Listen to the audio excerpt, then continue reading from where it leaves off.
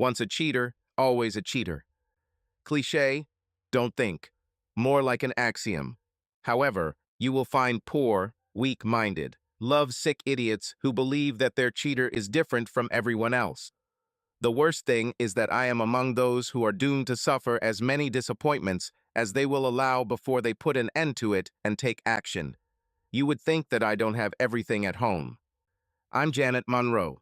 The cheater in my world is Luther Monroe, my husband. This is the third time I've caught it. I've never been a big baseball fan, but 3 strikes and you're out sounds enticing. Luther is a good man. Well, he's a good person when he's sober. When he drinks too much, he's usually still a good person. He rarely drinks too much. The problem with usually and rarely is that they don't go well with never. There is one more thing about my dear husband. He would like to be dominant towards his partner. You know, having sex, not love. I just don't like it. Apparently, that's why I forgave Luther both times. Although to say that I forgave him is only partly true. He stepped into the situation and found a woman who liked his aggressiveness. He was truly sorry. He drank too much, and this woman was so in love with him. He was weak. This will not happen again. I took care of our 1.5-year-old daughter. We were trying to conceive a second child. I put my career on hold for 6 to 8 years because we wanted children. I didn't even think about it. But when my husband turned out to be a cheater, I would have ended up with a short share of things. It may be different for others, but for me the big loss was discovering that my husband saw me as a victim. I think he thinks I ate too much paint as a child. A few cocktails later, the girl waves her ponytail in front of his face, and he just can't resist. Nonsense. He himself was looking for an opportunity to become a victim and allowed it to happen. I get angry at friends who say they weighed themselves and found they were 13 pounds heavier. Nonsense. They weigh exactly what they want to weigh. Junk food doesn't take your brains out, it adds to your ass. So I have a husband who will go places he shouldn't, drink more than his libido can handle, give in to his impulses, and make up for it by being sorry. I will be the one who regrets if I don't prepare myself for what to do the next time he regrets. I'm not one of his stupid girls, but that fool thinks I am. I called my former employer and began negotiating a return to the job that I would have gotten if I had not gone on maternity leave.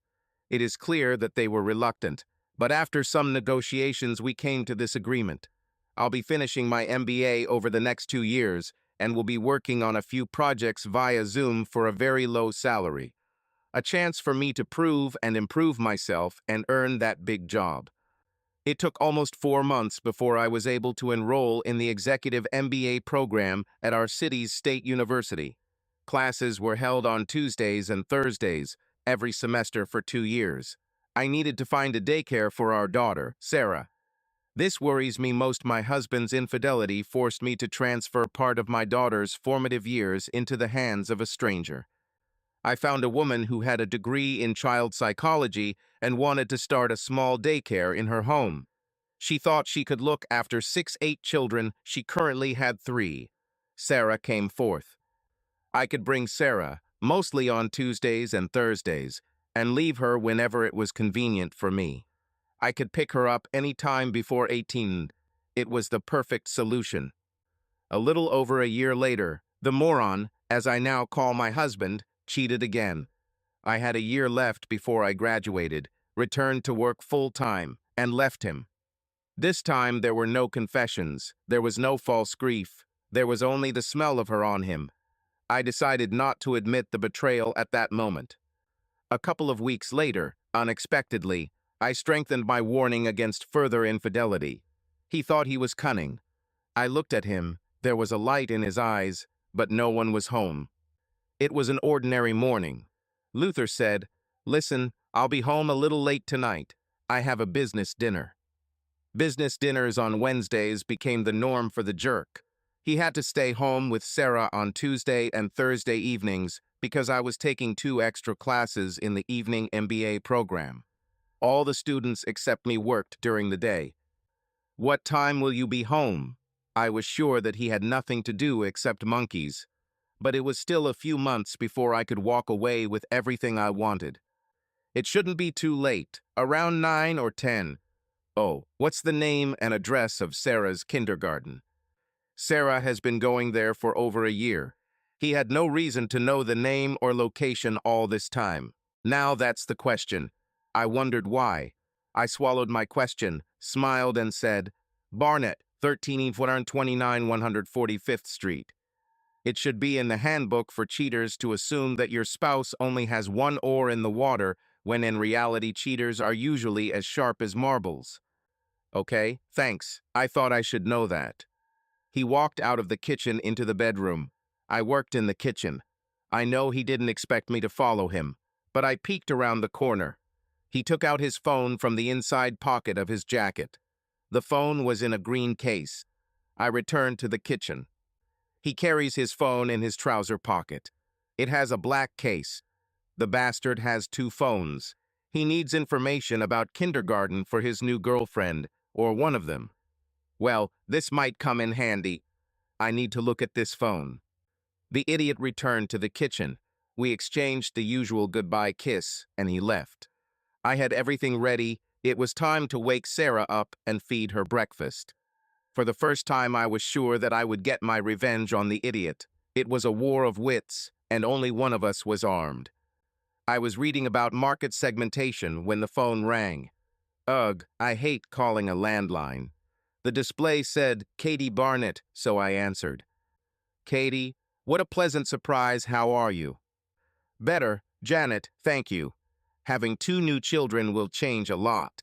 And from such a famous family. Well, the idiot didn't waste any time. I didn't want Katie to know that I had no idea who she was talking about who she was talking about. Local celebrity, probably. I tried to guess that maybe this would spark a conversation. You've got to be kidding me. Ron Ward has written 3 best-selling books. He might not have been famous 6 months ago, but now he's a national figure. I'm behind the times. I haven't read anything that isn't marketing or finance related in a year. The truth is, my husband works with his wife. Neither of us knew who she was married to. Oh, so you don't know Mr. Ward? Katie sounded worried. No, I didn't have the pleasure. I'm sure Luther didn't either, he would have mentioned it. Katie's disappointment was audible. I was hoping you could introduce us. Oh well, now maybe I can introduce you. He's the primary caregiver for the kids in the family. His wife is an executive at some tech company, but you said that you know her. Looking forward to meeting him. She thanked me again for the referral. I was amazed by the coincidence. Mr. Ron Ward found himself in the same situation that I found myself in, although he may not have realized it yet. Suddenly rich and the children's primary caregiver, and soon to be absolutely ripped off in divorce court. If he agrees, he will be a great partner. This is the idiot's 3rd strike. It was the best of times. It was the worst of times. It was the age of wisdom. It was the age of foolishness. It was the age of faith. It was the age of unbelief. It was the season of light. It was the season of darkness. It was the spring of hope. It was the winter of despair. I'm Ron Ward, and I wish I had written these words, but Charles Dickens wrote them.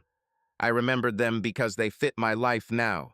I was a full-time financial analyst and amateur writer until a few months ago when my 3rd novel, Fiction to Fortune, became a #1 bestseller. Soon after, sales of my first 2 novels took off. The novel was a James Bond-style spy thriller. The villain was an unscrupulous, wealthy, well-connected hedge fund manager.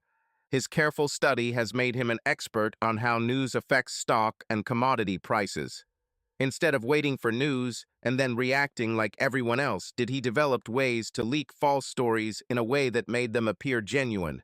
He made huge financial maneuvers before the false stories emerged, and when the rest of the financial world followed, he took profits before his falsely created bubble burst. He earned money with a shovel until the unthinkable happened. His rumor became a reality. He predicted that a 3rd world dictator would stop mining in his country by cutting off the supply of rare earth materials. The dictator read the story, liked the idea of power that such a step would give him, and he stopped mining. The villain saw his chance to create reactions to the dictator's actions that could cause world chaos. Luckily, before the world economy collapsed, the hero spy caught the villain and wrote a few rumors that brought the world back from the brink, just as he always does. This was the first time I used the idea that fiction creates real events. It won't be the last. Book sales were just beginning. I was suddenly surrounded by all sorts of people wanting to make the book into a movie, and people who wanted to represent me taking a lot of my earnings to prevent others from taking a lot of my earnings, so it seemed to me. Better times, of course. But these were also the worst times. Someone said, "Nothing contributes to success like success." I can assume that this person has never been successful. Success is ruining your life, and that's serious. Everything changes. Sure, you can get a wider seat on the plane, but suddenly there are demands to fly everywhere, all the time. People are looking for you, no one will leave you alone. Do you understand what I'm talking about? All these changes took a toll on my marriage. Although I'm not sure about it, something has greatly affected my marriage. My wife Maureen is organized and logical. She and a couple of college friends joined a new tech company right out of high school. They became a great team. For several years, their group essentially ran the company, which during this time grew more than 20-fold. I know my success has changed her idea of order, but it seems like there's more to it than that. Maureen and I have two beautiful children. Our oldest, Ben, is 3 years old, and his little sister, Andrea, will turn 2 in 3 months. Maureen is vice president of sales and marketing at Widgets Inc. She took 2 years of maternity leave. Ben was born on the day her furlough began, and she returned to work 6 months after Andrea was born. I stayed at home with the children. Maureen's spontaneity tends to vanish. She liked that I was in a stable job with an income below hers, with ambitions to become a writer. This guy could reliably stay home with the kids and do as he was told. I asked Maureen if she knew anyone who used the daycare services. I was stunned. She was unhappy. "This is not what we agreed on. The children need us." "Sorry, but your use of the word we is quite generous when referring to yourself, don't you think?" "No, I don't think so, and how dare you? We agreed that our life is such that we can have children, and you will stay at home with them. Now you want to run somewhere." Chance meetings and monthly book signings hardly qualify as wandering. "Maureen, calm down. I don't wander at all. I spend most of the day with our children. What about your sudden changes in work habits? Once or twice a week do you stay after work for some events?" I know she values stability, but for a while that meant my stability she could do whatever she wanted. "Don't you dare throw that in my face. This isn't about me. This is about you not fulfilling your obligations. I'm not going to discuss this with you. You have something else on your mind, and we can't figure it out by scolding me." I achieved my goal. The argument stopped, and after a few minutes, she gave me the name of the kindergarten. I was amazed at Barnett Nursery, thanks to Kathy Barnett. She had a small child and wanted to be a mother and earn a living. She was a highly qualified child psychologist and decided to create an exclusive kindergarten to achieve both of her goals. Our two quickly settled into her care. I really didn't like leaving my kids, but she was so nice that it was almost painless. Well, until the day I dropped them off, I met Janet Monroe. I got out of the car, and when I was almost back to the car, a woman approached me. Ron Ward? It's so cool. Fans recognize me." "Yes, it's me. Thank you for reading my books." "Oh, sorry, I'm not finished yet. But my name is Janet Monroe. I think we need to talk." Damn, this is awkward. Nothing is more confusing than assuming that people approaching you are fans. "Forgive my embarrassment. May I ask what you want to talk about?" She looked at her feet. In her case, she looked down because her bust had prevented her from seeing her legs since elementary school, I think. "I'd like us to talk privately and get to know each other a little. But come to think of it, if I were you, I'd want to know why some stranger wants to talk to me. There's no easy way to say it. My husband and your wife are having an affair. I sighed. That's it. She looked confused. Excuse me, what do you mean? Strange behavior. Fighting when we have nothing to fight about.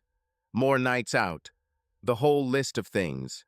Oh, and a big attack on my shirking the responsibilities of taking our children to strangers for care. Oh, you may be wondering, how do I know that? Well, obviously you're more knowledgeable than I am. I have to admit, I'm a little behind on all this. She laughed. I haven't been the sharpest tool in the shed for a while either. Then one day the jerk, and by the way, that's what I call my husband, Jerk, although some people call him Luther. So, one day the jerk asks me about our childhood garden. I interrupted her. I knew it. I asked my apparently ex-wife if she knew of a daycare center, and in less than 10 minutes she gave me the name. She tried to keep me in the dark, but it shed some light. Janet was smiling now. That's how they got caught. If you ask me, none of their elevators go to the top floor. Oh, that's good. It's as if their river doesn't reach the sea. Well, I can't say about your wife, but I know if the idiot had a brain like dynamite, he wouldn't be able to blow his nose. We both laughed. Even stupidity helps in such situations. Janet continued. I discovered the idiot had a secret cell phone when he asked me where our daughter went to daycare. She'd been going there for over a year, and suddenly the location became important to him. Well, obviously we need to talk. I'm going to a book signing now. Sorry, that sounds arrogant. Actually, no, it's impressive. I'm reading a book. I'd like you to sign it too. How about tomorrow? Well, I usually stay home with Sarah. You only have one? I have two. Bring Sarah to our house for a play date. I'd love it if my wife caught us together with the kids. She broke into a smile. Oh, you're just a villain. I like it a lot. What time is it? Give me your address. I gave it to her, and we agreed. Before we parted, she made me promise not to tell Maureen until we met the kids. My first impression of Ron Ward was wow. He is a serious and pleasant man. The sparkle in his eyes when he suggested meeting at his home belied his decorous appearance. He showed no emotion, no emotions. When he found out about the betrayal, it was like he had solved a puzzle. Shouldn't there have been at least a spark of anger or pain? Perhaps he just never shows emotion. I thought about telling the idiot that I was going to Ward's with Sarah, but then I decided better not to do it. I didn't want him to know that I was aware and that I thought about it until I had my share of the meat. The idiot was getting ready for work. I made his usual toast and coffee and was busy getting ready for Sarah's play date. Are you taking Sarah to kindergarten today?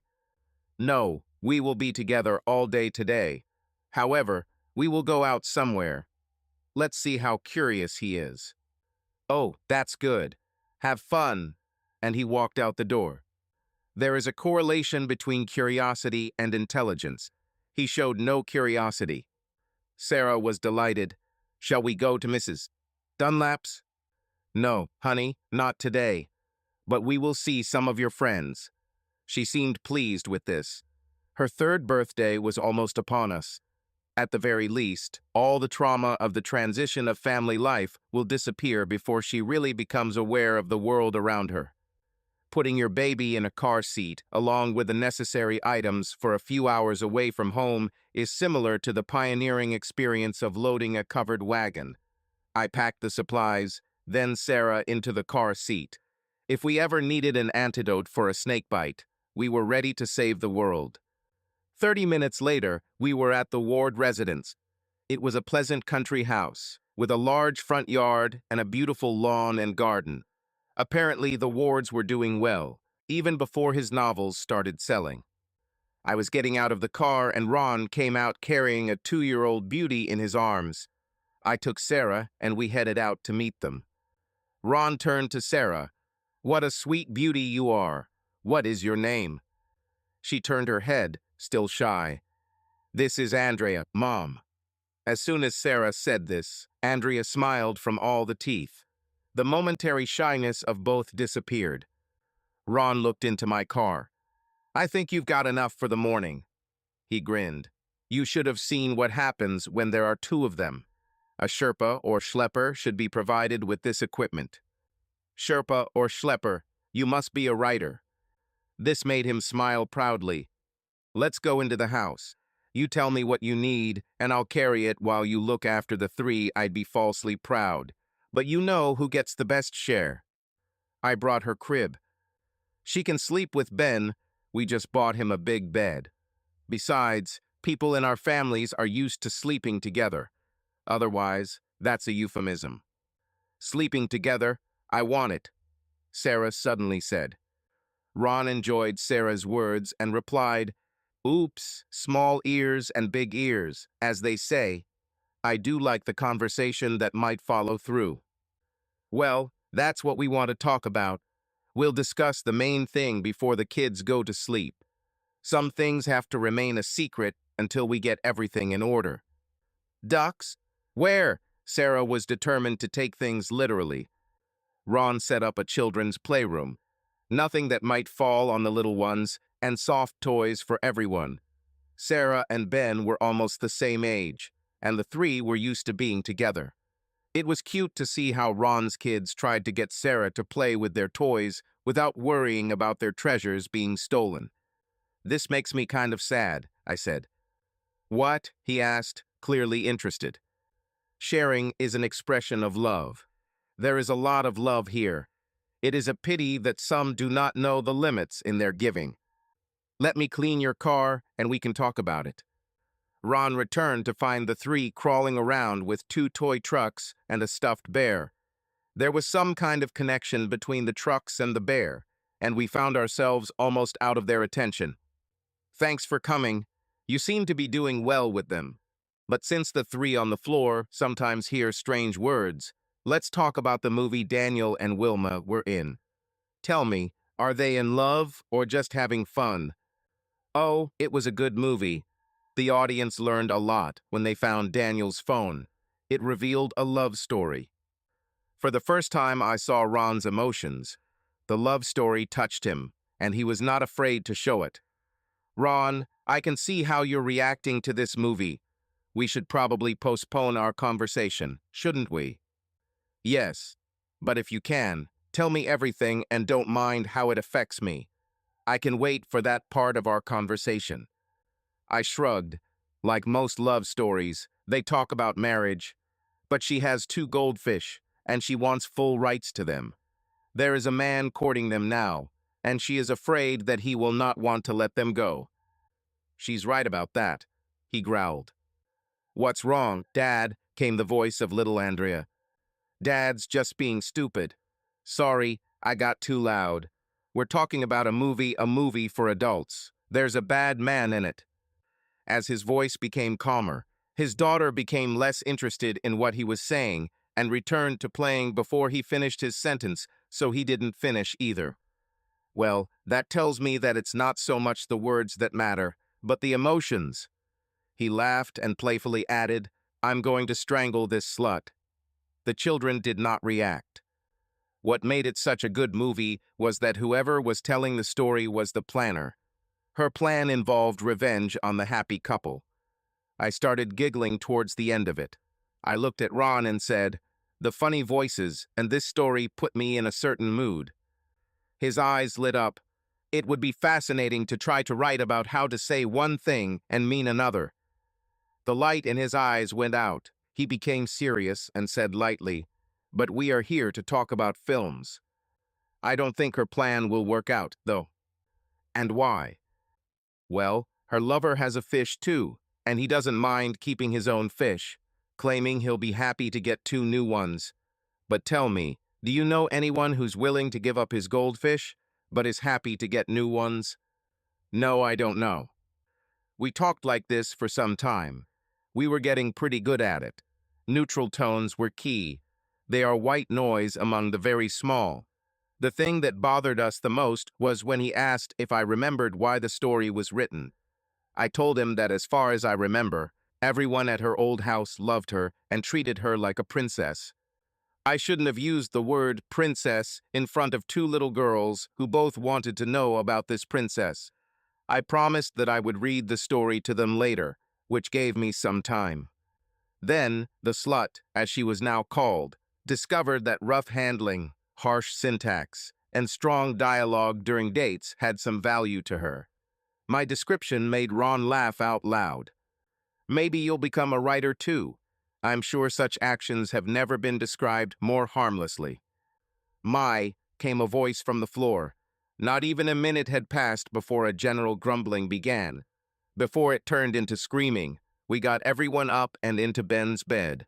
They fell asleep almost instantly. Now we could talk. Ron, I'm so sorry we went through it the way we did. No, that was the best way to do it. Getting that kind of news in the code of a fun conversation isn't that bad. Well, it's bad. It's just maybe better than the dirty details like the rigid syntax. He laughed. I explained the first time to Luther, his second time along with my threat.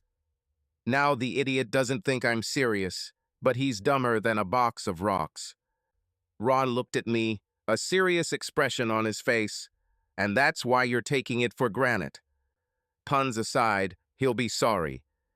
Well, sorry for you seems to include harming him. I'm not sure I'm ready to go to jail over this. Ron, don't be such a sissy. Revenge does not mean inviting them to tea and cake, and when they reach for a second cake, saying, "No, no, this is my revenge. There won't be a second time." He laughed. That's what I want. I want her to get what she deserves, that she deserves nothing. But if I file for divorce, she will prosper, and I will be deprived and lose Ben and Andrea. I won't allow that. If you can explain to me how revenge will make me happier, I'm with you. It's a challenge, but not as big as you think. The jerk has strong qualities that we can count on. Firstly, he likes to chase skirts. He can't help himself, and it's getting worse. Secondly, his behavior becomes progressively worse as his alcohol consumption increases. Ron thought for a moment, then said, "So if my wife caught the idiot with another woman and got revenge, that might work.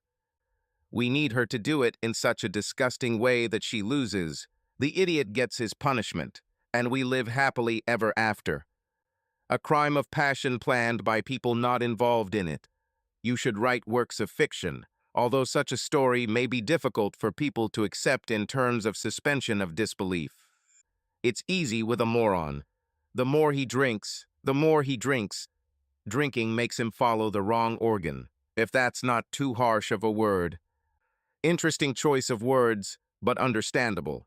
So, getting him into bed with his second in command isn't a problem. Our problem is that Maureen isn't the vindictive type. She just needs encouragement. Does she read your books? Not so much lately, but that's been a big part of my process. I'm confident I can get her to get back to reading. What am I writing about? What a woman. I don't remember ever meeting anyone like that. Janet is warm and caring. She is smart and witty. We found a common language. We are closer than one might expect when we share cheating spouses. Our connection is who we are. We are similar souls. Strange. Why am I thinking about her? She suggested a way to get back at our cheating spouses. It's cold, but my thoughts about her are, on the contrary, warm. Why did Maureen cheat? My connection with Maureen is practical. We became lovers because we were right for each other. We were comfortable, compatible, boring. I never thought about it like that. I loved that we were so predictable. We met and realized we wanted the same thing. We were both smart and ambitious. The more we learned about each other, the more obvious it became that we should get married. Can Janet and I really be so cunning as to allow cheaters to self-destruct? Are we that wise, or, better yet, are they that stupid? Janet knows Luther. She says he has two predictable qualities, and Maureen is predictable too. Can we harness this predictability? Janet and I would never be predictable in that way. Janet called herself a planner. I would call her an innovator. Maureen ties the tasks together. It's a plan for her. She went on maternity leave, gave birth to her son, got pregnant as soon as possible, and once her daughter could go without her milk for 9 hours, Maureen returned to work. One task after another, she never became a mother. She simply gave birth to 2 children. I stopped. My thoughts jump from one thing to another. That's what I do when I create. I write down my thoughts and sort them later. What is it about this that makes me jump from one thought to another? Just a few hours spent with Janet gave me an idea of what happiness looks like. She wanted revenge. But our meeting was not about revenge. She knew she was bringing me the worst news I thought I could receive. She was more concerned about how this news would affect me than the possibility of recruiting me as an accomplice. This was complicated by having to find a graceful way to break the news to 3 kids. It was easy. The humanity she showed towards me and the children. Janet had a goal. More than a goal, it was her holy grail. However, she also cared about me, a stranger. Maureen and I have never shared such humanity passion. Yes, partnership and love. I thought so. But the real concern, not really. Perhaps Maureen found it with Luther. I sat in a chair, looking into space. Maybe I'm wrong. If I felt something with my soulmate in just a couple of hours, maybe that's normal. Maybe Maureen just fell for. This is nonsense. I haven't slept with Janet, and I don't plan to. I am not plotting with her to take our children away from Maureen. I am plotting with Janet to keep Maureen from intentionally harming me. I want to think of my wife as the person I thought I loved. Regardless of whether she has changed or whether I misunderstood her, she is not the one I took as my wife. I'm proud of my ability to be reasonable. I see virtue in reasonableness. This may be how I want to live, and now that I have to be unreasonable, it will cost me dearly. I have to set myself up for unreasonableness. Not just unreasonableness, but extreme unreasonability, or I will be swept away. My thoughts are still racing like water in a hot frying pan. Maybe I'm the one who's a few slices short for the loaf. It's time to start planning. Perhaps plotting is a better word. I asked what I should write about. Janet suggested that we need to make lovers paranoid about being discovered and afraid of retribution. I decided to write about a jealous husband. I didn't elaborate on why he was jealous, skipping ahead in the storyline to his plan to shoot his wife and pretend the robbery didn't go according to plan. I wrote a couple thousand words and emailed them to Janet as usual. I asked her what she thought of my attempts at literature. Her custom was to read it, sometimes several times, then we would discuss it. Ron Ward understands. Every time we meet, he is so caring towards me and Sarah.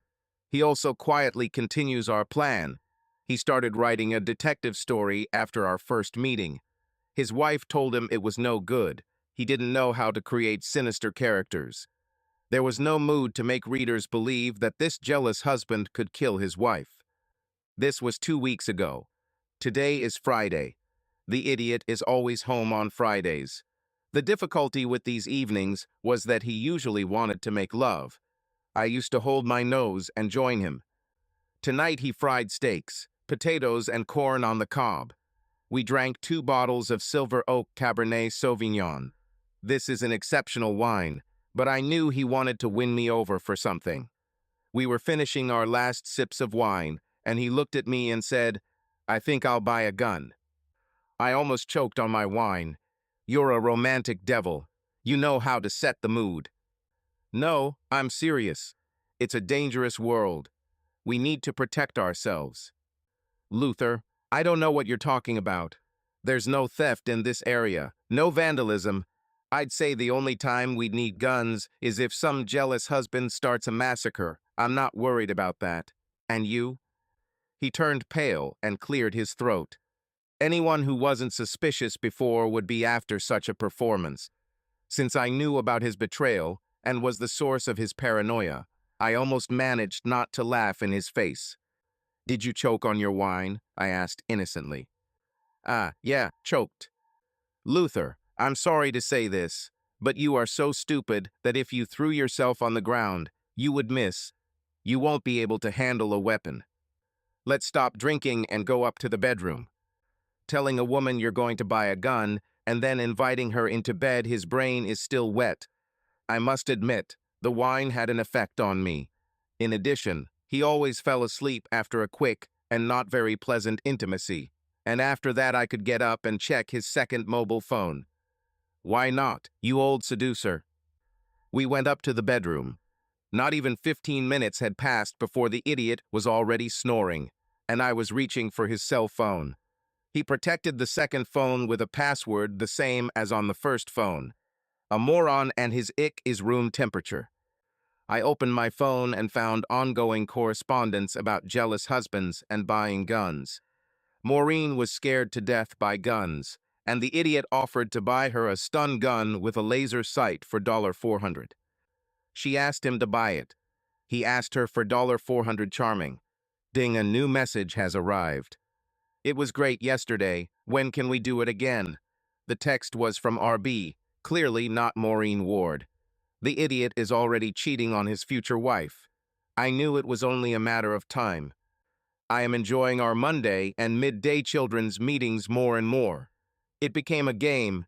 Speak in such a tone as not to arouse suspicion in the children and not give verbal clues that might alert them. Janet was telling me about a book she was reading. The thing is boring. She was trying a new approach, saying the opposite. Joy everywhere. A man named Silly decided to weaponize his bedside table and encouraged his light-footed friend to do the same. Is it true? I answered monotonously. Speaking backwards, did he mean the gun? I looked down and the little girls were unhappy with Ben, who just doesn't know how to play with dolls properly. There's no sign that they're listening to us. Ben, why don't you take that little car you love so much and let the girls have some fun with the dolls? Ben accepted this with mixed feelings. He knew he actually preferred the typewriter, but teasing his sister and her friend was better. However, looking at me, he decided that he was tired of teasing and headed to the typewriter. Yeah, a gun is like a flea in a carpet. She doesn't want anything to do with it, though. He's going to buy her a stun gun, well, with your money. Oh, I like it, I said, trying to sound disappointed. How fun it is to learn to say one thing and mean another. But you haven't heard the best part yet. Stupid A is not alone, but he has two new horizontal opponents. Now he cheats both in the game he is playing and in the next one he is planning. It's bad to lie, Mom. You're absolutely right. You would never cheat, would you? No, I'm a good girl. Sarah looked pleased and went back to playing. The fact that she knows this word shows what kind of house she comes from. Janet said it as a fact, but her eyes showed that she felt it, and it hurt her. I spoke in a neutral tone. I was close to despair. I had no idea how the story would end. Janet looked at me, then smiled widely. I told you so. Some things are as predictable as the sun rising. Well, the table is set. But how do we put the right players in the right positions? I admit, it's not guaranteed, but I'm more than hopeful. I'm almost sure. She said this all the same indifferently. Heel will be in her hut. How will her partner know to go look for stupid A in a compromising situation? She thought for a moment and couldn't seem to find a witty way to convey her message. We need to wait until bedtime. I looked at the three of them and they started to get tired. We talked to the kids, and after a few minutes, everyone wanted to lie down for a while. We settled them and returned to the living room. Turns out Mistress Number 2 actually likes extreme games. That gave me a great idea. I laughed. What's so funny? She asked. This is the first thing you've said in a long time where the thought, emotion, and tone are completely the same. Never mind. Tell me your plan. The idiot comes home at 18. I'll prepare cognac.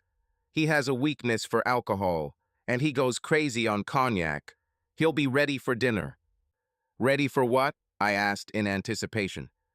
I will send Mistress Number 2 a text message to have her on our porch naked at 8:30 p.m. In this message, I will require her to text back at 7:30 p.m. confirming that she will be standing on our porch naked at 8:30 p.m. I will delete the outgoing message. I was impressed. Brilliant. Lover number 2 won't come early. She knows she'll be forced to stand on the porch naked if she does. You might leave after a big fight, and he'll be interested in seeing you leave. Exactly. Before 7:30 p.m., I'll let the idiot know I know about his women. I'll tell him it's over. I'll arrange for Sarah to be at daycare that evening. While we're fighting, he'll get a text message. I can tell this is probably one of your mistresses. Open it and take a look. That sounded good to me. You say he's getting aggressive, so he'll pick up the phone and see there's a surprise waiting for him. An idiot won't even think about why, in the middle of a quarrel with his wife, his mistress offers to come naked to his house. A sober idiot might think about it, but being drunk, he will simply wait impatiently for me to leave.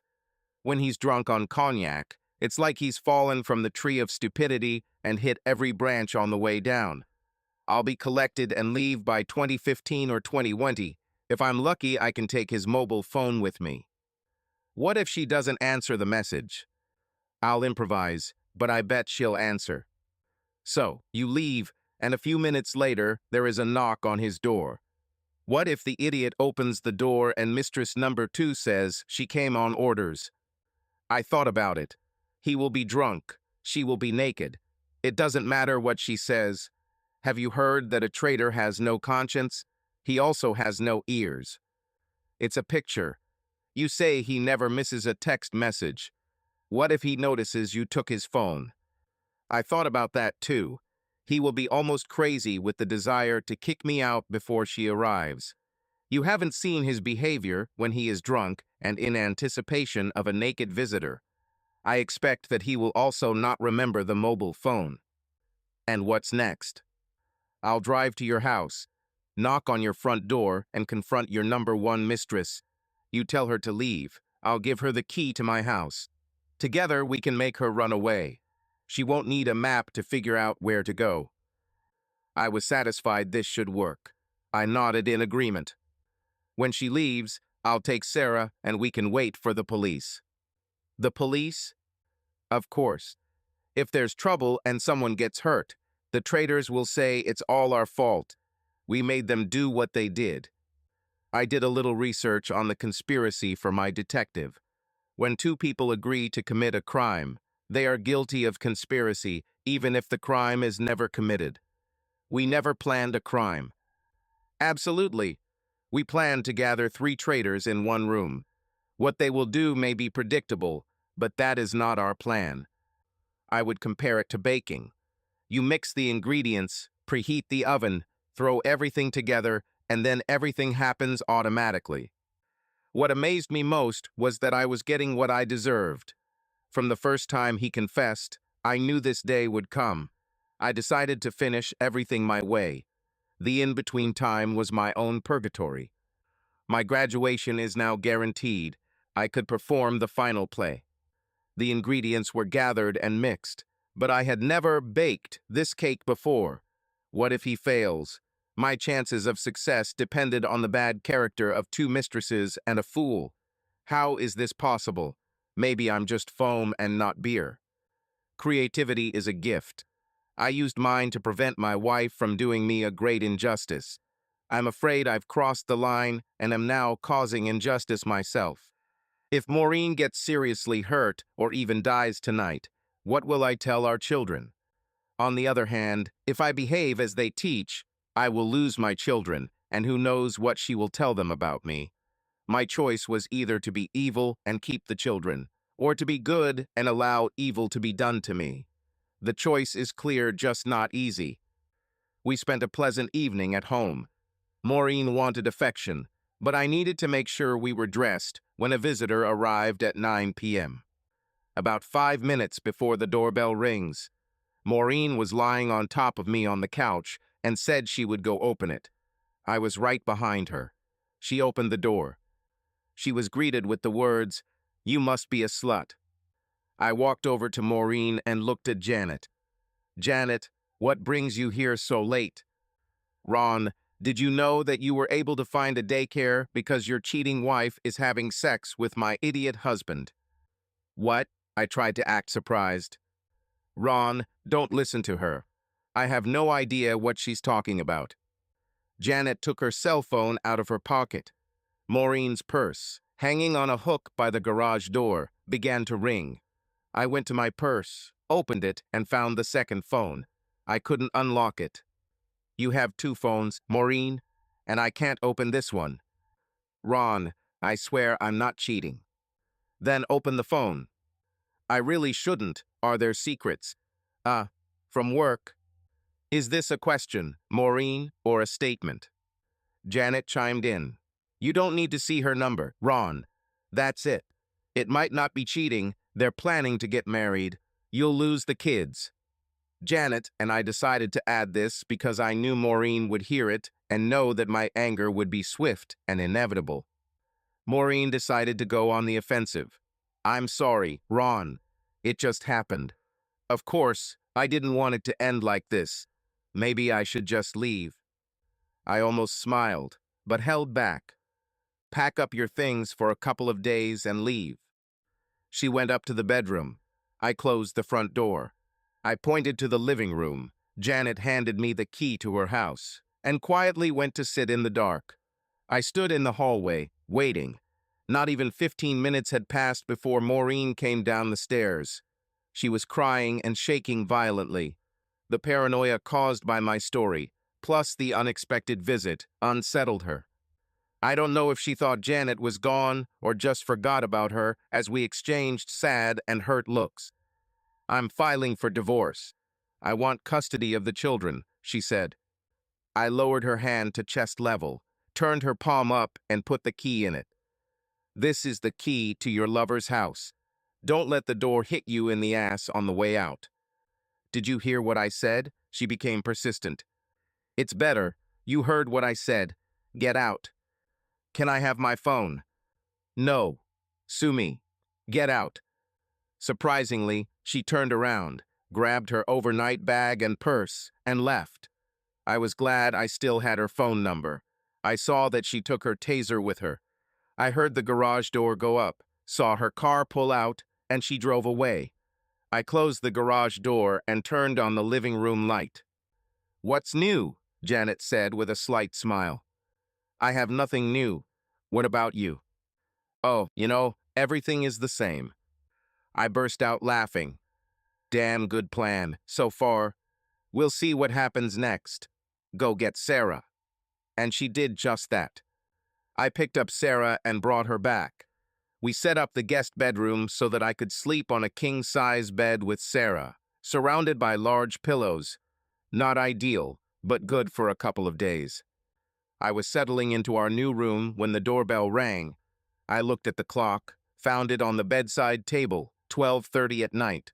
I was wearing woolen pajamas and a light robe. I walked down the stairs to meet Ron and two presumably police detectives in the hallway. Ron checked their IDs. Janet, this is Detectives Collins and Gray.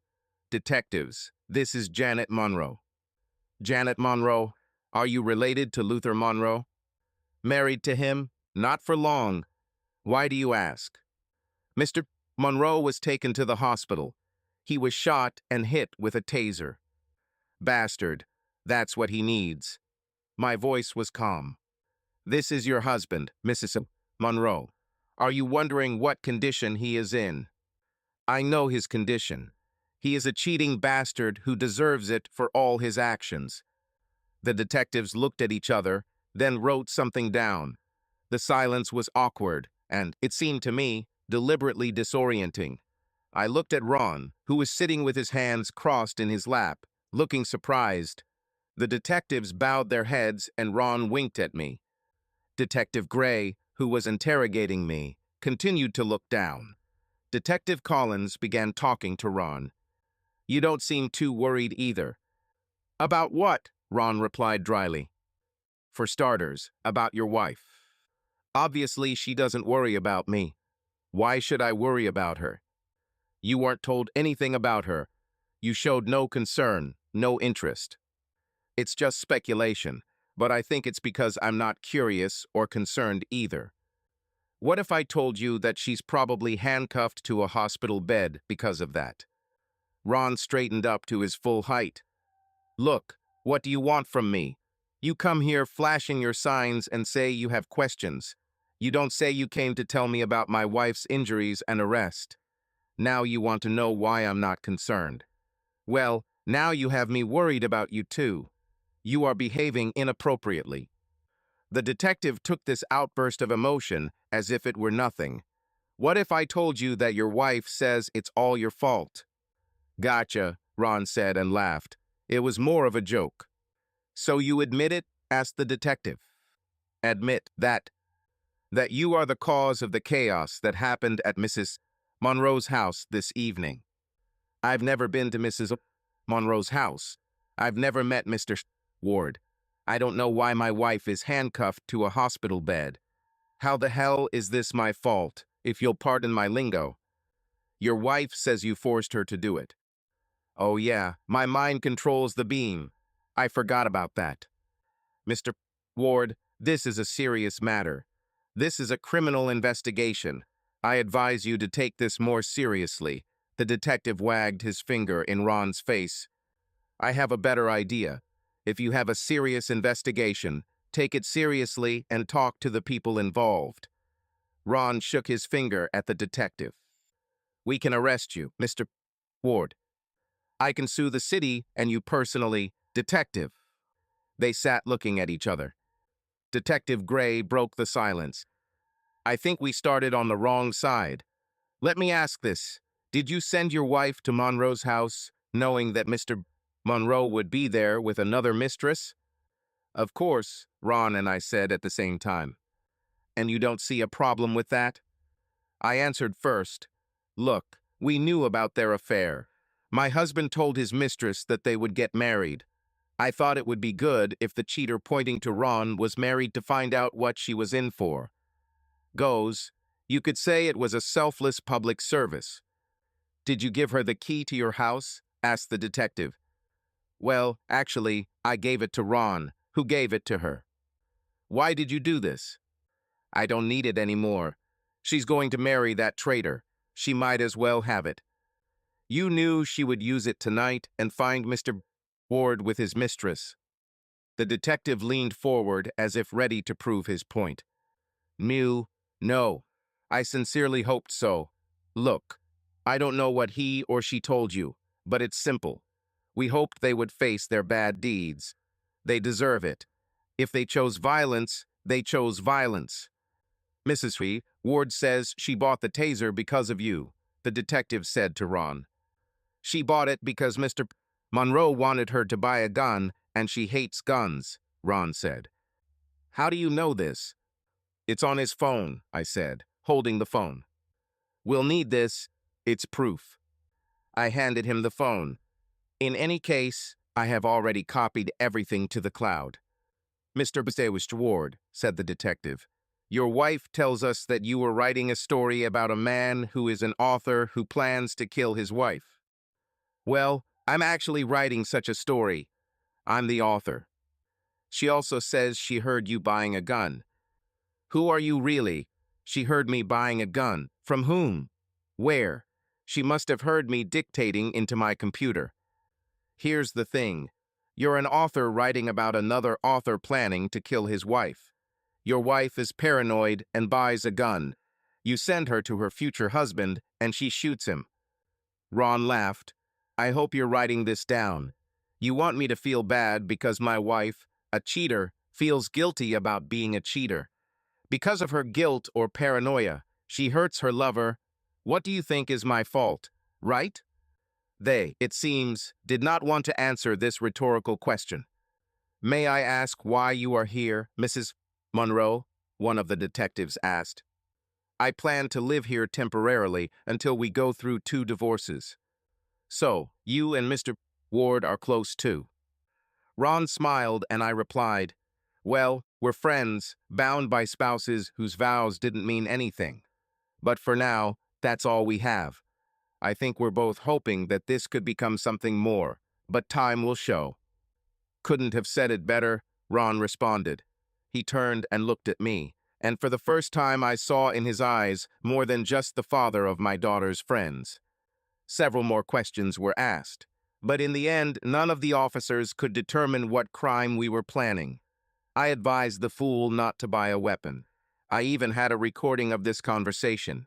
I also had a recording of our last argument. I think the fool's lies helped us get rid of them. We didn't think much about it. We didn't have a plan. The night I kicked Maureen out, we thought it would be better for Sarah to spend time at home. She spent a lot of time with us. Crap. Not hours, no longer hours. I looked at my watch. 8:30 a.m. 8:30. I never sleep until 8:30. I got up, put on my robe, and went downstairs. I was halfway up the stairs when I smelled coffee and breakfast. Soon after, I heard the laughter and joy of 3 small children enjoying this breakfast. I walked into the kitchen and saw Janet sitting with her back to them. "Your mom won't be here for a while. That happens sometimes. I know she still loves you both." "What about me, Mom?" Sarah asked. "Honey, this isn't about you and me. This is about Andre and Ben and their mom and dad. She's not here right now." Andrea asked, "Miss Janet, will you be here?" Janet was lost in thought, so I chimed in. "Good morning, guys. Let me try to answer your question, Andrea. Janet and Sarah will be staying here as our guests. We haven't said how long they might stay. If Mom isn't here, she could stay and sleep with you to keep you company," Ben suggested. "Well, it's possible. We'll see." I looked at Janet, whose wide smile told me she wouldn't mind keeping me company. I thought about Hurricane Katrina. If you live anywhere in the world, it was a terrible disaster. But if you live in the path of a hurricane, disaster becomes a reality. Somehow the conversation about Mom being out and Janet keeping me company made the same sense. My life changed forever after last night. Sarah woke up early. We quickly learned that Andrea and Ben were also awake. We went down to have breakfast. It was a little challenging in the kitchen, which I didn't know that well, but I spent time in this house for playdates. We got along quite well. I was thinking about the legal issues facing Ron and me. Divorces, possible criminal conspiracy charges, and, most likely, civil suits from a fool and a traitor for our revenge. I had a question from Andrea about why I was here, and out of nowhere Ron saved me. We fed everyone, cleaned up, got dressed, and settled down in the living room, and then started talking. "Ron, have you contacted a lawyer?" "Several, but I can't choose between them." "I hired Liz Hansen. She's really good. Why don't we use the same lawyer? We'll probably have a lot of legal problems." "Well, legal problems that will come out of this. We have the same interests. Let's pool resources." "I'm happy you're here. What do you mean by a few problems?" "Ron, our spouses have already accused us of causing chaos. They will probably sue. The prosecutor may see this case as an opportunity to make a name for themselves. Today, society tends not to blame the culprit for anything. It will be described as 2 people hopelessly in love with each other, and their angry, jealous spouses who caused them to hurt each other. Oh, that sounds nice. I'm not cut out for this. I hate to admit it, but I'm disorganized and too often lost in my own world. I take care of my family."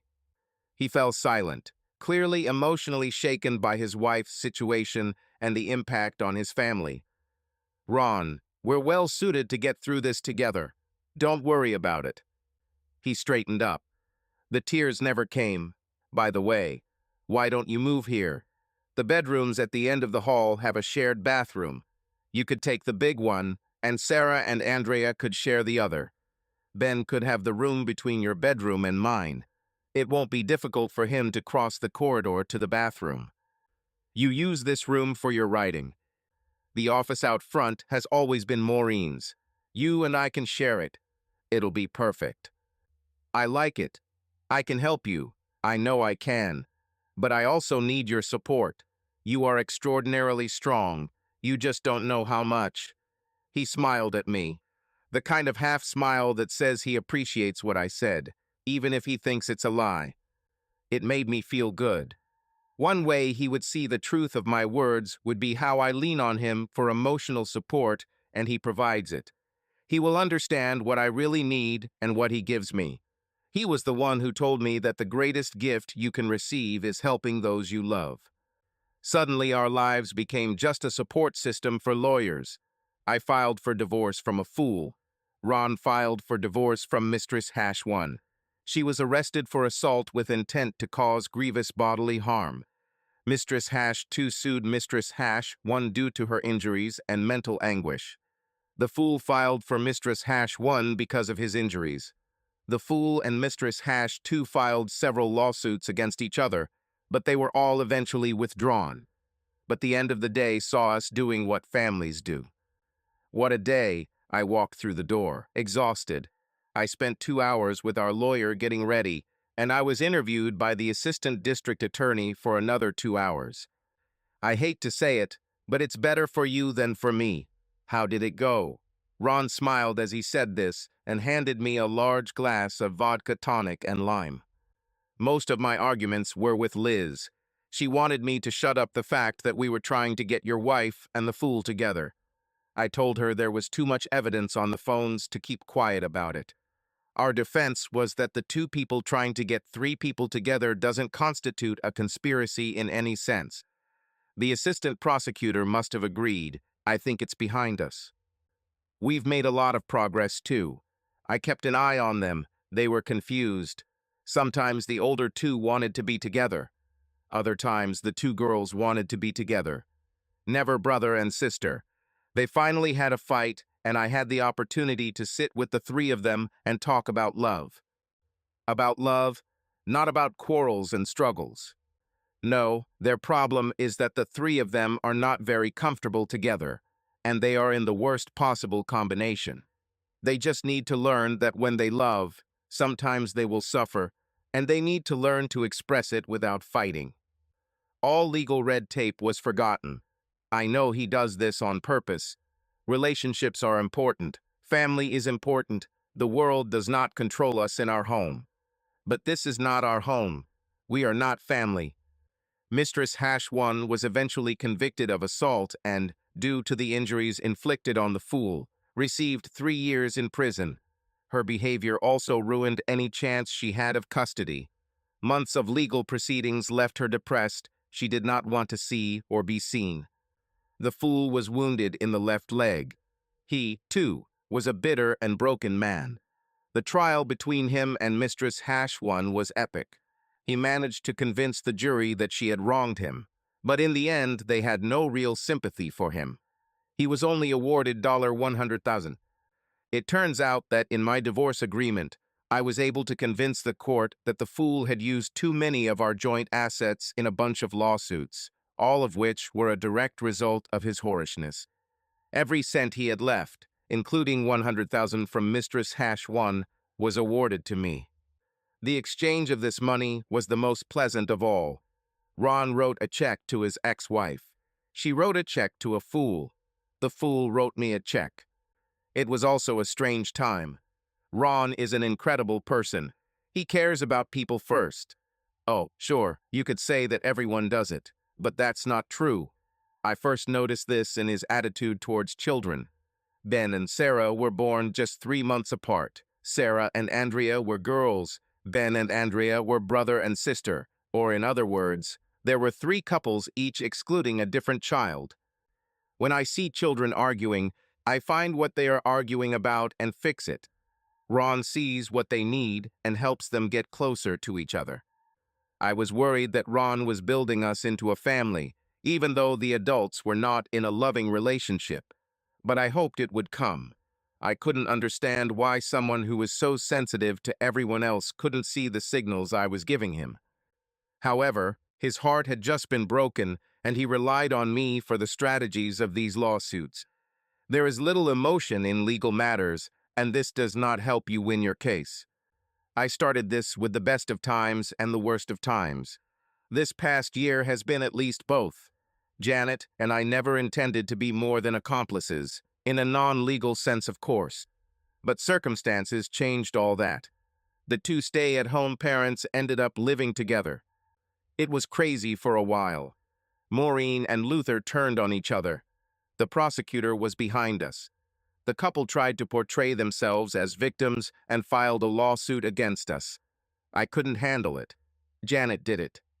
Janet and I were there to support each other, and when things looked bleak, we had 3 young people who absolutely depended on us for help. Helping others is better than any other therapeutic process. My emotions control me. I lost my wife, gained a child, and found a new partner. I just couldn't see us as a couple. We were more like partners. The world was against us, and we united to oppose everyone. It was a time filled with emotions, and I think the times consumed me. We went through all the divorces and civil trials, and all that was left was Maureen's criminal trial. Maureen was in trouble and had no one to turn to. At that time, I realized that my love for her had died. I knew what she needed, and I didn't want to do it. I can read a stranger on the street and feel more empathy for him than for Maureen. Her situation must have upset me. Along with losing everything, she was lost in self-pity. I only had one thought. There must be a special bond between children and their mother.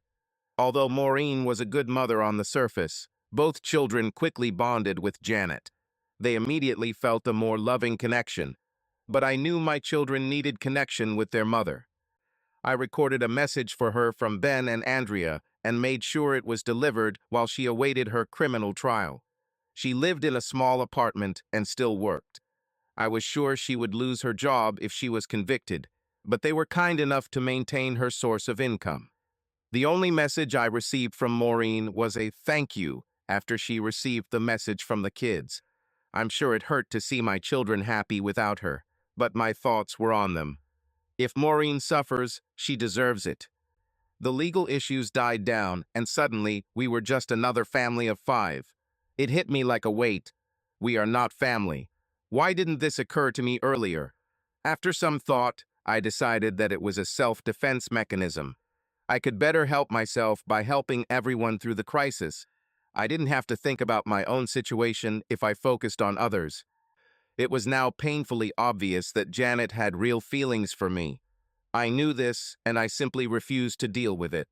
How can I explain to her that I fell in love with her and did not show my feelings because I refused to deal with them? I was confused, trying to decide how and when to tell her. Then, a day later, she asked me herself. "What's wrong, Ron?" Janet asked, holding my hand. "With me or with us?" "On your choice." She had a confident and slightly playful look. "Why should anything be wrong? We sleep in separate bedrooms and fantasize about sleeping in the same one. You do this too." After that, we no longer slept separately. I was surprised. I don't know how many women I had, maybe 10. 4 in serious relationships and maybe half a dozen casual relationships. Sex is always exciting with a new partner. Even if you think you're in love, your first time is more biological than emotional. But that wasn't the case with Janet. Well, that's not entirely true. It was more than just a merger, hoping for more. We were in love and waited much longer than people in this century. I wondered if my grandparents or their parents experienced such closeness when they finally consummated their love. I really loved Maureen, or at least I believed I loved her. I have never felt the connection with her that I felt with Janet, the first time and every time after that. I'm such a weirdo. I wonder if I can describe such emotions and make people feel them. Who thinks about such things? I laughed at myself. I don't look good enough to pull off such nonsense. I went out of my way and left no forwarding address. Our life together didn't start with chapter 1. It's not as easy as it seems. Janet and I started laughing at this. A normal life involves dating, getting to know each other, falling in love, getting married, formulating your dreams, and starting to realize them. Dreams may include a career and children. We met, enjoyed children, planned an end to bad marriages, got to know each other, and lived the dream before we started talking about marriage. But everything got better and better. Janet told me that we were going to have our first child, or our fourth, depending on how you count. I've never been happier. We settled in and life was good. Maureen got out of prison and just walked away. We haven't heard from her again and don't know how to contact her. I thought I was supposed to feel bad for her, or our kids, or something else, but I never did. Janet had some difficulties with her old and future employer. They saved her job and groomed her for a high position, only for her to ask for maternity leave. She returned to work and remained there until she went on maternity leave, or so it seemed to me. But her goals have changed. She no longer wanted or needed more work. She spent time training her deputy. She agreed to return to a less responsible position who does that. I learned of her planned demotion one evening after dinner. We had enjoyed 3 children and were expecting a fourth when she explained her negotiations. The boss got all worked up and wanted to know why I wanted to leave and then come back to a less important position. Do you know what I told him? No, I'm almost afraid to ask. I had a twinkle in my eye when I said that. I told him I wanted to leave because life is good. You should have it. I guess you don't care if you keep your job. Not at all. His answer was that he was fine with it. It would give him something that only I could provide my absence. Then we both laughed. I kept writing and the books kept selling. We spent most of our time together. Our newest addition is Jonathan, after Janet's father. Both of her parents died quite young, and she often talked about them. She claimed that it was her father who taught her sarcastic humor. As the years passed, our love continued to grow. I'm tired of my spy books. I tried to write an autobiography called Chapter 6 because our affair began halfway through. Janet once said to me, "It's bad enough that we started in the middle. Now we're living in the past and the present." The book was complex and time-consuming. Fortunately, a dozen bestsellers gave me a lot of time to think about it all. One of the difficulties was explaining to the 4 siblings that 3 of them were not actually related to each other.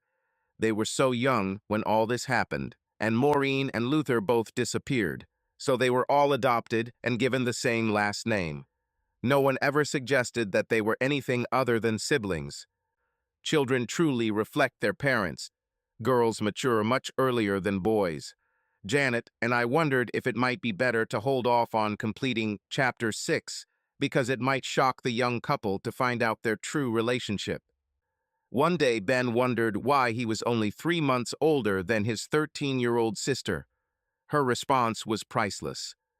I don't have time or pencils to explain this to you.